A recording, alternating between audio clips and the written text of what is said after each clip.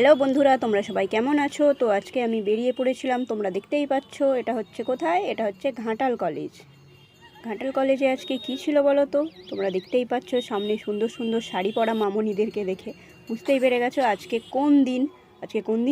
আজকে হচ্ছে সরস্বতী পুজোর দিন।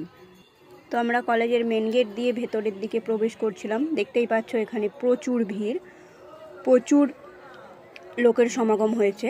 লোক বলবো না, মানে শাড়ি পরা সুন্দর সুন্দর মেয়ে এবং পাঞ্জাবি শার্ট পরা সুন্দর সুন্দর ছেলেদের।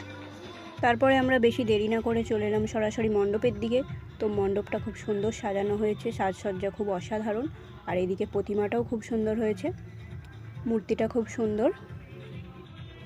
অন্যান্য বছর মণ্ডপ ওই ডান দিকে হয়, কলেজের ডান দিকে, তো এবছর বাম দিকে হয়েছে। তো এক বছর ছাড়া ছাড়া ডান দিক বাম দিক এইভাবে হতেই থাকে। তো দেখো কত ভিড়, ঠিক প্রজাপতির আদলে মণ্ডপ সজ্জাটি করা হয়েছে, খুব সুন্দর হয়েছে। আর এই সরস্বতী পুজোর দিনটিকেই কি বলা হয়? বাঙালির ভ্যালেন্টাইন্স ডে। কেন বলা হয়, কি কারণে বলা হয় সেটা অবশ্যই আমি জানি না, সরস্বতী মাও নিশ্চয়ই জানে না। এটা অটোমেটিক্যালি বাঙালিরাই তৈরি করে দিয়েছে পুজোর দিনটিকে, ভ্যালেন্টাইন্স ডে। তো আমরা যখন আগে ছোট ছিলাম তখন এই দিনটি এইভাবে পালন করা হতো না। ধীরে ধীরে যত বড় হচ্ছি দেখছি যে ভ্যালেন্টাইন্স ডে হিসেবেই বেশি পালন করা হচ্ছে পুজোর থেকে বেশি। পুজোটা কেবল উপলক্ষ মাত্র। এখানে আমাদের দয়ার সাগর বিদ্যাসাগরের দুটি বাণী উল্লেখ করা রয়েছে।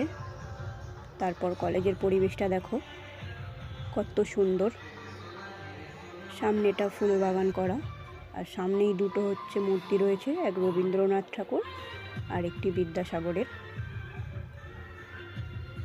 আর এটা হচ্ছে এনসিসি ডিপার্টমেন্টের দেশাত্মবোধক রঙ্গোলি, খুব সুন্দর হয়েছে রঙ্গোলিটা, দেখতে পাচ্ছ।